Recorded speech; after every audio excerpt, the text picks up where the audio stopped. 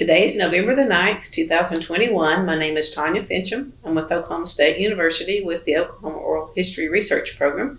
With me today is Dr. James Halligan, Jim, the 16th president of OSU, serving from August 1994 to March 2003. Does that sound right? Sounds good to me. Okay. Dr. Halligan and his wife, Ann, are the recipients of the 2017 recipients of the Henry G. Bennett Distinguished Service Award. Thank you. Which is the highest humanitarian award given by OSU. And a few years after retiring from OSU, Dr. Halligan served 8 years in the Oklahoma Senate, 2008 through 2016. All right. We are in the Edmond Lowe Library on the Stillwater campus of OSU, and this interview will be part of our project we're calling the We Remember Promise collection. So thank you for coming. I'm honored to be here.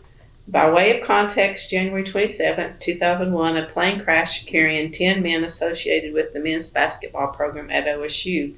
The plane was on its way home from a game against the University of Colorado when it went down near Strasburg, Colorado. Those lost included 2 OSU student athletes, 6 staff members, and the pilot and co-pilot. In the aftermath, the university and the community made a promise to the families that those lost would never be forgotten. And at that time, Dr. Halligan was serving as the president of Oklahoma State University. The focus of this particular interview will be the airplane accident and the aftermath. But before we get there, let's learn a little bit about you. Well, I'm just a very, very fortunate individual. I was born in Iowa and wandered around, worked a little bit in the private sector with Exxon, and then being a chemical engineer, wandered through academia, was at the University of Arkansas before I went to New Mexico State as president, and then I came here as president, and Ann and I loved it so much we decided to stay here. Got a closet full of orange. There you go. Okay, so building up to the January 27th date, I was reading that that was the time that Gallagher Iowa was being renovated, and we had just had the grand opening January 7th, so the campus is buzzing. So let's get into that. What do you recall from that day? What was going on with the Halligans? Well, Ann and I had been at a recruiting event on campus, and we got home at about 8:30, 8:45, something like that. And we were getting ready for bed, which was delightful to be able to go to bed at 9 o'clock. And my son Patrick, who lived in Denver, called us. And he said, "Dad, they're announcing on the television here in Denver that a plane that had OSU personnel on it has crashed east of Denver." And so we sort of looked at each other, and fortunately Ann said, "Put on a tie." And so I put on my normal suit and tie and so on. And we went to the airport. Kathy Jo Warner was there. She had been with the athletic department for some time. And she could tell by the cars that were still in the parking lot who was probably on the plane. So that was our first sort of intimation of who might have been there. Coach Sutton was very, very responsive in that he started calling. We didn't know any of these people, didn't know their names, but he was calling the families of the players and those that he knew and telling them of the circumstance. Being brief, the press was there, and so they wanted to talk to me about the circumstances. And so I gave just very brief remarks about how we were trying to ascertain exactly what had occurred, but this was indeed a sad day for the university and so on. I did at that time, almost always when I was a president, in fact all the time, carried a little card, and on that little card was the telephone numbers of the key people that I thought we should assemble in the face of a disaster of any kind. And so we started our way through that. I had been good friends with Ed Shreve, and he ran Frontier Engineering, which is located out by the West Walmart, across the street from the West Walmart. Okay. And I knew that the press, just doing their job, would keep pressing us about questions about this and that. And so we agreed to secretly assemble in the next 30 minutes in the conference room at Frontier Engineering. And so by, I'd say 10:30 or 11 o'clock that night, we had everybody there that could make decisions that were important to try to come to grips with this issue in the conference room. And one of the first things I remember us doing was David Bosserman was sort of number 2 in finance at the university after Harry Birdwell. And he was there, and we dispatched him. Who can speak for the university and financially commit the university is an important power that you want to closely guard. But I told David he had the right to commit us because he was going to have to talk to the county sheriff and the people, where's the plane, how we're going to move the plane, et cetera, et cetera. So we dispatched him by car to Strasbourg, where we didn't know where this was, okay? But at any event, it dispatched him so that we would have someone on the ground there to be custodian of the remains. It was a horrendous event. Be custodian of the remains. How do we interact with the county coroner? All those questions that would come to your mind. How do we manage being proper custodians of the remains on that site? And so we dispatched him. Susie Burks was there. She's a wonderful person, counseling, and she was charged. We were just trying to figure out what we have to do.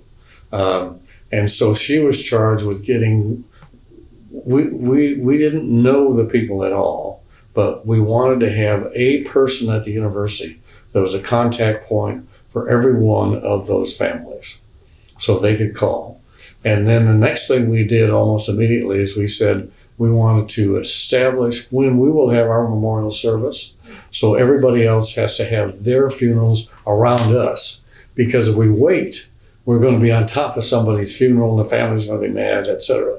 So therefore, we got to go right now and decide. Terry Don Phillips was there. We got to decide when is it going to be and where is it going to be, and it's going to be in Gallagher-Iva. It's going to be in Gallagher-Iva. Do we have to move anything in Gallagher-Iva, or what is it? Okay, but in any event, boom, this is the date, this is the time, this is what we're going to do, because it was our expectation, which turned out to be true, that television cameras and in fact ESPN and other people were there for this event. So we decided to send someone to Oklahoma City and to buy all the orange ribbon they could find anywhere, any place, have that available to the students immediately in the morning. We put up a big whiteboard so people could say how much they missed, et cetera, et cetera. I'm trying to think. I think it was, as I remember, Ann and I talked about this yesterday. These memories are painful. I think about 3 o'clock in the morning, she put her hand on my shoulder here and she said, "Jim,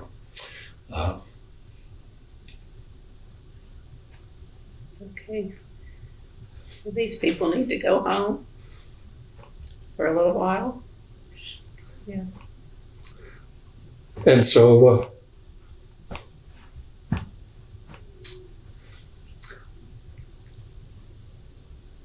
I got in the office about 8 o'clock in the morning, and we immediately started calling presidents at other universities that had disasters. Like Wichita State or... Yeah. And let's see, Marshall in West Virginia. I'm trying to think of the staff are very good in this department. They came up with universities that had disasters. And so they would try to set up a telephone conversation with me and their president to know what they had done, because we didn't want to be dumb and forget the obvious under the pressure of the events. Yeah. And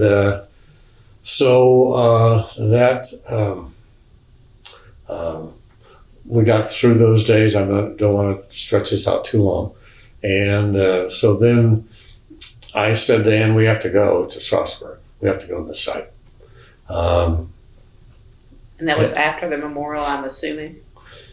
I think so. Yes, I think so. Much time Because Ann and I, we were going to funerals. We tried to go to every one of the funerals we could.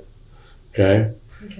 Which was heart wrenching, absolutely heart wrenching. But we thought that was our job, to be there with the families, and so we attended. I can't remember. It seemed like it went on forever. But in any event, we had our event here in Gallagher, Iowa, and then I said to Ann, we got to go to Strasbourg. I don't know where it is, but we're going to go there, and right away.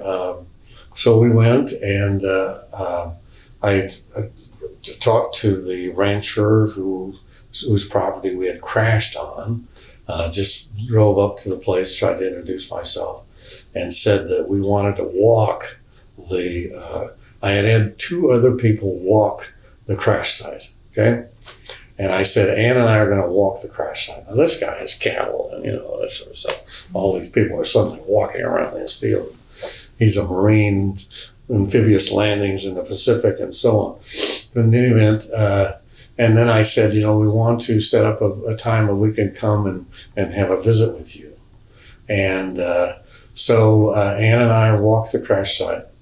You want to be certain that it was, I don't know, 3 or 4 football fields. Mm-hmm. We had asked other people to scan the site. Mm-hmm. We wanted to make certain there was nothing out that they'd say, oh my God, So that was excruciating.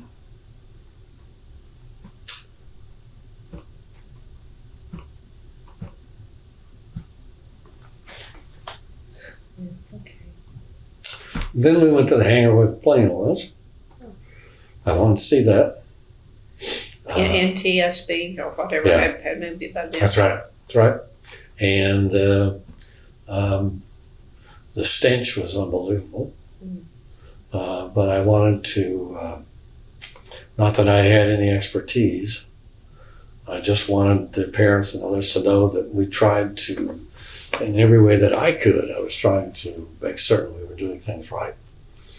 And then the rancher and his wife, maybe other people have told you this, but they invited us to lunch, and which was very kind of them to do. Typical farmhouse out in the middle of nowhere, just the 4 of us. And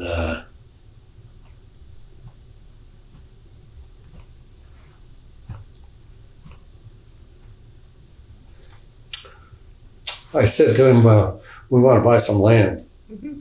We need to have a memorial site here. And I could tell by the way that he looked at me that the one thing he didn't want was a bunch of people wandering around in his land. Okay. And suddenly his wife said, we'll do it. See, the boss spoke. So there you go. And so we got, it's not, maybe an acre or something like that. And I said, so I think we ought to put it next to the road here so that they don't go out in your field, but they can still come and pay their respects and so on. And so he said, it's got to be black. I said, why does it have to be black? He said, it's got to be black and it's got to be flat. He was a Marine. He was wonderful. Great guy. He said, anything that glints in this country, young men shoot at it. He said, I want it black and flat. It's right across from our house. I don't want any blankety blank individuals shooting this thing up. I said, you got my word. Okay, it's going to be flat. It's going to be black. Great guy. Absolutely wonderful individual. In any event, then on campus, we, did Did you have to buy the land, or did he deed it, just No, deed let's it see. over? I'm trying to remember. I think Harry took care of that. Okay. So I don't know. I don't know the details of it. But there wasn't any any ripples, or it just happened smoothly? Yeah. It was, so then we, Ann started, excuse me for just a moment. Ann and I started visiting the families. We thought we should do that. So we went around to each of their homes that we could. They'd make arrangements, and almost without exception, they would invite us into the bedroom that their beloved had been, and it was now a shrine filled with pictures, and they'd tell us all about his life and how much he meant to them and so on. It was gut-wrenching every time, but we felt we had to do it. Sure. And I remember one mother said that God had told her that her son had come to heaven before the crash, that he had not died, that he was already in heaven when the plane hit the earth. So there'd be those kinds of things that people told us.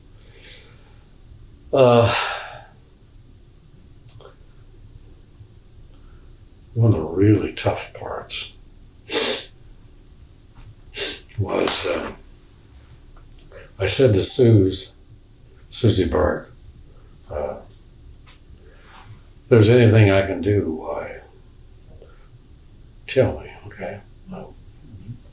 We just want them to know that we care and all that sort of thing. And she came back, and I don't know if she told you this or not, but she said some of the mothers who had children, young children, very young children, and had lost their husband, wanted to film me reading a story like A Cat in the Hat to their children at night, so that when their children grew up, they would know that the president cared about what had happened. So I found myself in a bedroom with little children putting things on my head, and I'm reading The Cat in the Hat the way Daddy did.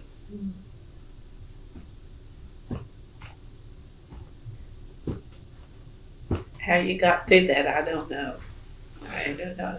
Well, I said to myself, Halligan, you're not going to cry in front of these kids. You're not going to cry. Okay?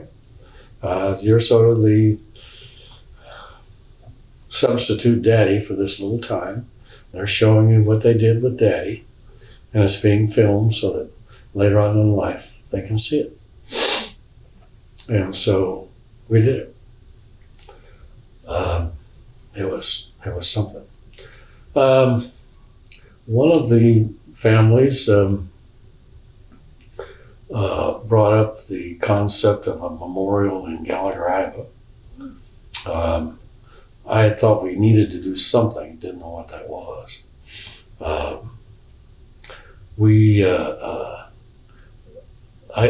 I didn't know that a cowboy never allows his hat to touch the ground, according to these people. And so we got a artist to give us some ideas about that. And then we went through the process of developing the area that you see inside Gallagher. It's got the names and so on. And we decided to have a given space and given font size, and then they could say whatever they wanted. We wouldn't correct the grammar. We wouldn't do anything. Some of the grammar I probably wouldn't agree with, but it's the way they wanted it.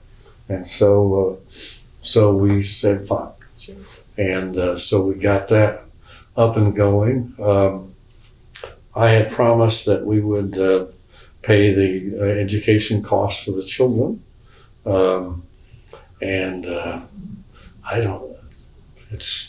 really pretty small compared to what the foundation makes, so I don't even check into that. It's just part of the deal.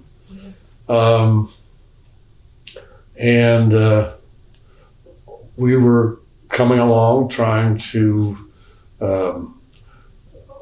we decided that no one would check. We decided at 1 o'clock in the morning, that first night, that we would act like all of the people were state employees. They were university employees. They were not. But I didn't think anybody challenged me. And did they? No. No.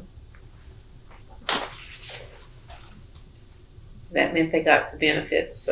So we're trying to, the insurance money, we're trying to figure out who gets what. And I was not involved in the minutia of sitting around the table, but was kept fully informed on where we were going. And Harry Birdwell is wonderful in this area, just a wonderful guy. In any event, he came in, and so you're trying to decide, so you had so many children, you had so many children, yours is so old, how old are yours, and so on. So he said, Halligan, I think we might have a deal. I said, if we can keep the lawyers out, the lawyers just parachute in. I mean, it's just, look up in the sky, it's filled with lawyers wanting to sue you for this or that. But anyway, it looked like we could settle it without the lawyers getting their cut. The other thing I'll say, and then I guess two things I'd like to say. One, the co-pilot was named Bjorn Folstrom. To my knowledge, I never met him or knew him or anything. We again assumed he was a state employee.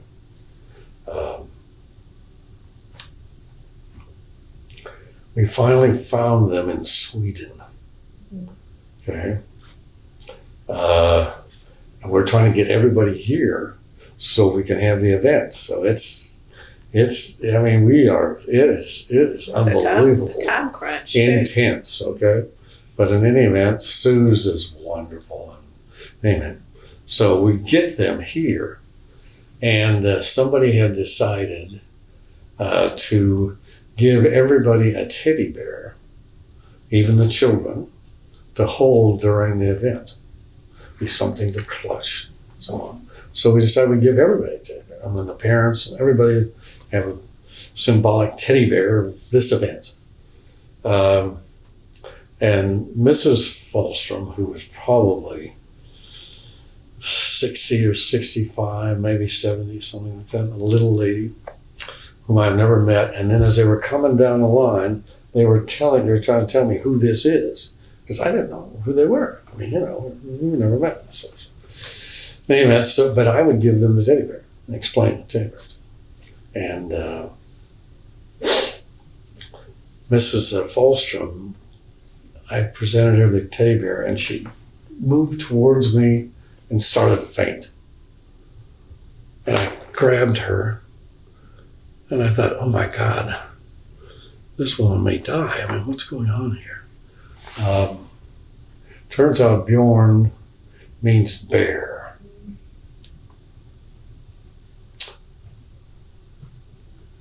Had no way of knowing that.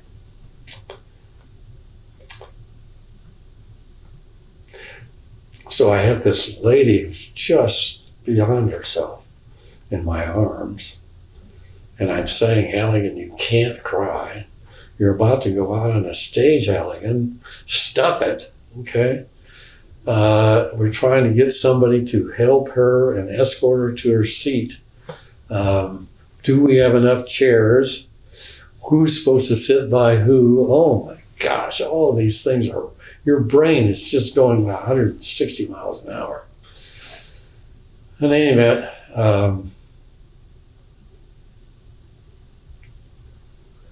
I think the run for the 10 is a wonderful thing. That started after you'd retired. Right. They came and talked to me about it. I thought that was wonderful. Wonderful idea. And the benefits go to? Yeah. Counseling services. Yeah, to Suze. She's the one that really, she made an enormous contribution, at least at that time. And my goose was pretty well cooked. I remember I went, I can't remember how long ago, but how long ago it was after that. We were having a commencement exercise, and I asked the chairman of the board, in between the Gallagher would empty out, then fill again, and we do it all over again for a different group. And I asked the chairman of the board if he could just step in, and it was just the two of us in all those seats up there. And I said, I'm done. He said, what do you mean you're done? And I said, I am done. Okay. It's over. Okay. I've loved it. Ann and I are honored and pleased and so on.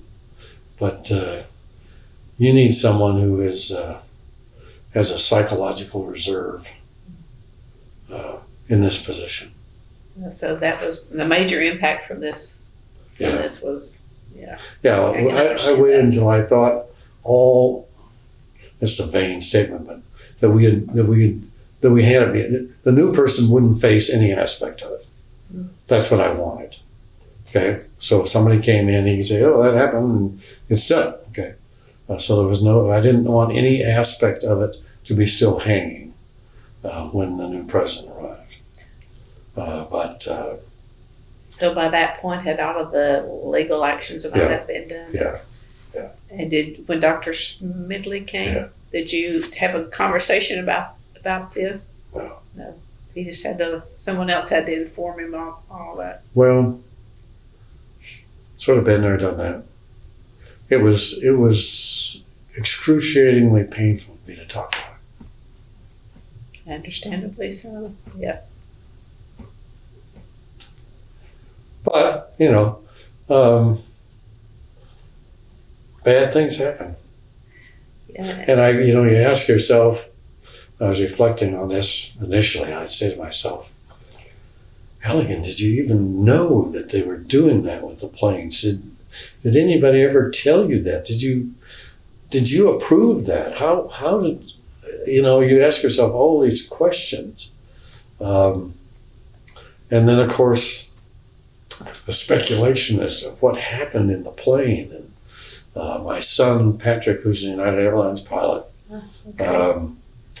his speculation was that they had something happen in the cockpit.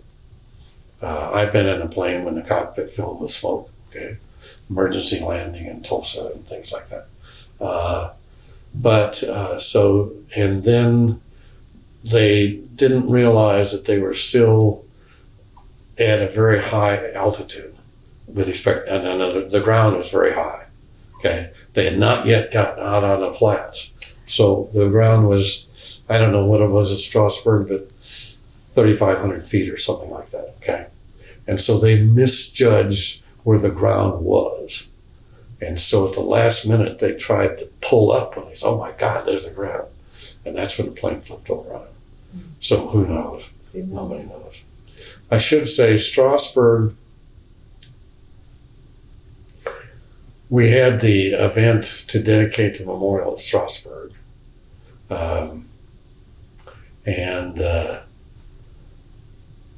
The television cameras were there and so on. We had paid for all the families to come. We always paid for everything.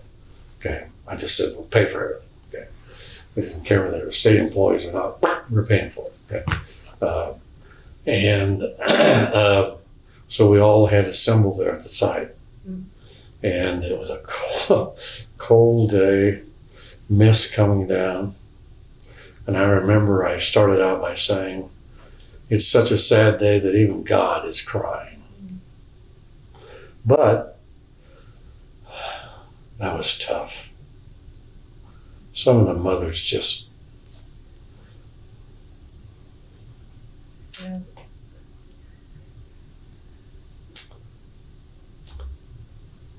And they wanted to hug you, And you're telling yourself again you can't cry, or Ann's telling you. I think Susie said that Ann said, "Buck up, Halligan." That's right. That's right. That's right. That's exactly correct. Every now and then Ann would say, "Buck up, Halligan."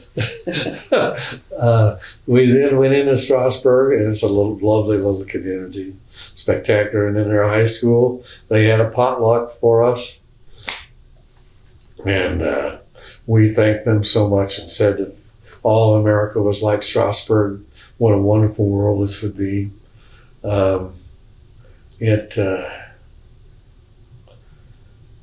It was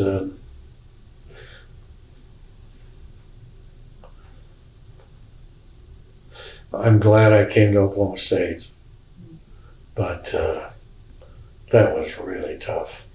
Well, between you and Coach Sutton, the two of you are having to be the strong forces in all of this that stay strong from where I was sitting. Yeah. Yes. Do you remember anything more particular about the service here in Gallagher? I remember bagpipes. Were there bagpipes playing? Do you remember? I'm thinking that there was. I was so trying to remember who these people were. Who was I introduced to? Yes. First time you met them. Who are they? Where are they? Do they have the right seat? I had so many things going on in my head. I just look up every now and then and see who's talking, who's doing what now. When am I on stage? You know. Right. I was so busy that the only thing I remember was there was such a crowd. We were in the practice gym area. We had several in the practice gym area. And so I remember I went out after Mrs. Falstrom event. I went out and parted the crowd. They respected me, and I said, "We got to have a path here for the family. Would you please stop? Would you please make room? We got to take the family through here. Please respect them and make room for them." And so we marched through there, because otherwise it was impossible to get through. And that was the first time they'd all been together. First time I'd ever been together. Yeah. And then when we came back, of course, when we got done, we went back in there, and there's buckets of tears.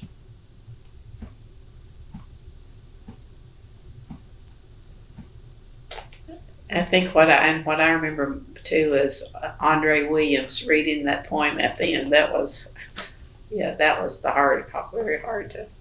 But what a strong young man to be. Wasn't he? He's a wonderful guy. Just a wonder, and so what a story, but what a wonderful individual. Just spectacular. And then you get public grief versus private, and it just, Right. It's hard. The parents' homes and the children.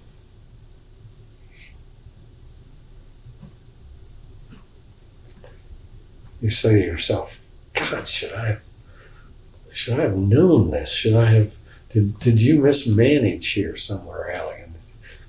Yes, you can say to yourself no, but you don't really believe it. You're saying to yourself, "How does this happen? Am I responsible? How am I responsible?" Well, from what little I understand, the athletic department is a little bit separate. Yeah. It's, Yeah, and one of the guys who owned the plane that crashed thought he was going to be on the plane. Yeah. So, but bad things just happen in life. Yeah, just got to get through them. We're getting through those. How did you do self-care during all of that? I had a companion who would say, "Buck up, Halligan." Seriously. Yeah. And shed some tears at home or in the car on the way home? On the car on the way home.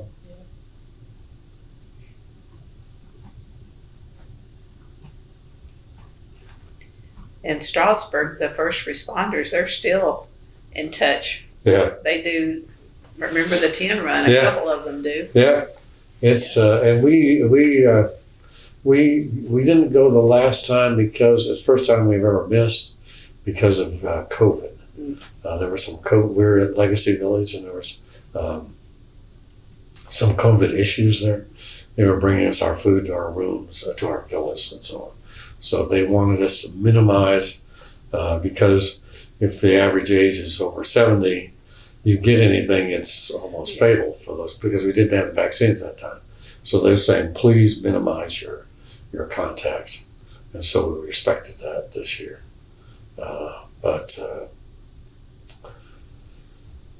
Well, I appreciate your doing this. We're not doing it. Almost. When after all of this had taken place and in the very first home game, do you have any memories from the very first home basketball game when we beat Missouri? Yeah. Beat Missouri. Let's see if my memory is correct. It got really loud in there. Ann and I went down and would go down and sit with the families. Okay. And the arena got really, really, really loud that night. And some people have said that was the moment it started, the healing started for the campus as a whole. Yeah. Ann and I used to get over and sit with them. And again, a lot of hugging, and which I appreciated and was flattered by, but it still makes you wonder, is there something I could have done? And of course, Harry did a wonderful job of reviewing our policy and changing it. And that was what you ordered or appointed a task force to come up with a new policy for travel. And then, unfortunately, had to redo a little bit of it, and happened again. You know, it's just. But the policy that came out of that committee, though, was shared. Yes, nationally. Nationally.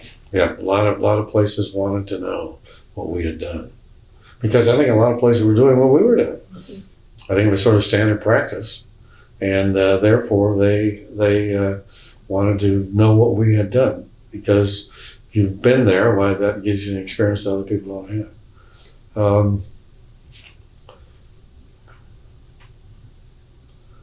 Well, preparing for a crisis like that with the card you said of people to, yes. How had you learned to do that step? Oh my! I've been or, president at New Mexico State for 10 years. So I've just been common. Chancellor at interim chancellor, acting chancellor, whatever the hell, at the University of Arkansas, and so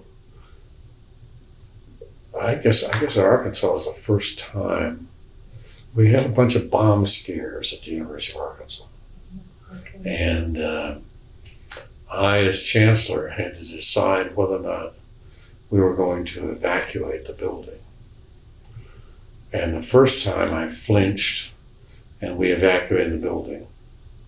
The next time I did not flinch. And that is an exciting few hours when a bomb doesn't go off in that building. But otherwise, otherwise you're just going to keep promoting it. What you permit, you promote. And so at some point, you have to say, now if something goes wrong, then everybody's going to say, why did you do that, et cetera, et cetera. But that's what leaders do. So I had a card there, and I had one all the time in New Mexico. We had some events occur in New Mexico, and so I had figured that out. That was the advantage. I've been the leader of a campus for 11 years or so when I came here, and and when we had our bomb scare, we had a bomb scare here. We unloaded all 4 of the high-rises one day. Because I would go listen to the bombs. The police would tell me, of course. I'd leave the office because you didn't want the press to talk to you. So you don't want to go somewhere where they don't know where you are. But and listen to it very, very carefully. I decided that it was a real threat. And so we took everybody out of those 4 high-rises, put them on that quadrangle. And then we marched over to the student union, and Tom Keyes fed us out of nowhere. So it was a momentous event. But it turned out some people were going to rob a bank in Stillwater. And so they called in a bomb square because they thought all the police and highway patrol would rush here. They wouldn't be there to chase them from the bank. Huh. So I took the bait on that one. But you have to listen, and it's just either yes or no. There's nothing in between. Make an educated decision. Yeah. And then after that, I mean, the dedication was in August of 2001, and then 9/11 happened. Yes. So, I mean, I don't know I don't remember what we did as a campus at that point. We were having a conference call of the presidents of the Big 12. And one of the presidents said, turn on your TVs. So we turned on our TVs, and the conference call stopped, of course. My son from United Airlines was in the air at the time. And they simply said, put it on the ground. He decided, he was almost over Kansas City, and he decided to go to Denver. So he went to Denver and then put it on the ground.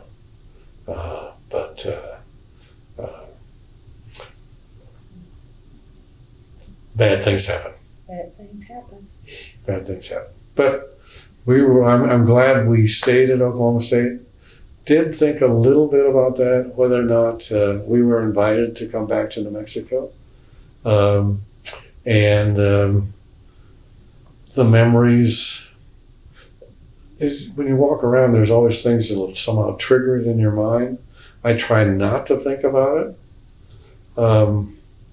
And am doing better in that department. Until I call. No, I'm pleased and honored to do this. I mean, I want, the purpose of this is to make certain that the families or whatever, at a later date, of their grandchildren, et cetera. Now, let's see, you're aware that somebody wrote a thesis about this, okay? Yes. And I think you guys have it here in the library. I've read most of it. I bet you that's a much better, it was done almost instantaneously, so it has to be better than my recall of this. But it's a personal thing, so yeah, it's good to get your take. Yeah. So. And then, if I read correctly, at some point they did the House and Senate did a resolution on the floor, and you were there when they did that. Yes. Do you have anything to say about that? No. Buck up, Halligan. Buck up. Were family members there too? Ann was there. Were family members from the? I don't remember. I mean, those are always tough times. Yeah, and you slept since then too. So, what I want to read from that resolution, they said, although these individuals were united as teammates and co-workers, bound together by a common passion for athletics, they were also very unique individuals and are remembered fondly, not just for all the good things they did for Oklahoma State University and their state, but for their passion for living. And then they go on to say their passion for the game of basketball and life itself continues to serve as a living legacy. Yeah. So I try to remember that when we go into the arena and cheer on the next team. There you go. Basketball. I think Harry Birdwell was instrumental in that language. It's very good. Yeah. All right. And then at the dedication, we're almost done. Okay. At the dedication, you had said, I'll make sure I got that right too. With our last breaths, we will keep them in our hearts. Remember saying that, and from what you've shared today, they're very much still there, and will be there forever. Every time I wear a sports coat, it has that orange ribbon. The little lapel pin. Yep.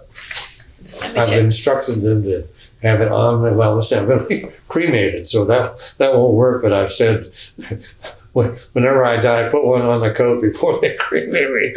Well, they can. That's fine too. It'll just go with you. There you go. Let me check my notes real quick. Make sure we've covered most of. Do you want to say anything more about Dr. Bosselman, since he's not going to be able to tell us his story himself? He had to make some terrible decisions. Yeah, from what I understand, he did daily reports or kept a journal. I don't know, daily reports. Would he send those to you? I don't know. Or would you just talk on the phone during all of that? Oh, I don't remember I that. don't remember. Okay, that's fine. And I'm guessing that your office was just flooded with cards and phone calls and Yes. flowers even. Yes. Yes. And I know the people at the OOHRP, they got a lot of messages that day too. And there was a makeshift memorial around the Spirit Rider. I remember That's correct. that. I remember that. Yep. Things would appear and Yep. all that too. Do you happen to know how they came up with the name for the We Will Remember for the memorial in Gallagher for the title of that? Do you know who decided that or how that was decided? Well, I'll tell you what I think. Okay. I think I said it. I know at the memorial service, I listened to it again. You said we will let us vow to never forget these. We will remember. It's appropriate. I mean, and it's good. Yeah, well, but I mean, I'm sure others probably. I mean, there's a lot of things going around you, so right. to claim attribution is probably sketchy at best. And Gary Sparks, I understand, did both. Right. The one there and the one in England. Yes. And all of this was going on at the same time you were getting ready to pick who was going to do the renovation for the stadium. Yes. So it's just all that wrapped in together. It's a lot on your shoulders. Yeah. Well, but I was honored and pleased to have the position. Right. I really was. That's not just saying the right things. That's the way I really felt. And I had I was offered 2 presidencies while I was here.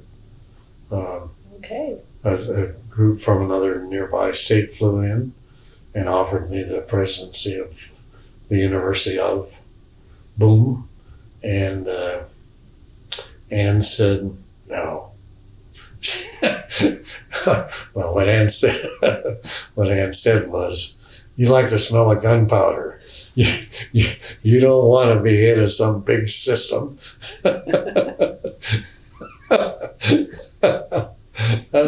She can be she's the best thing ever happened to me in life. Zen. Yeah. And you've been in Stillwater. I was trying to do the math from 94 on. That's right. And you consider it home. That's it. It's home. Yeah.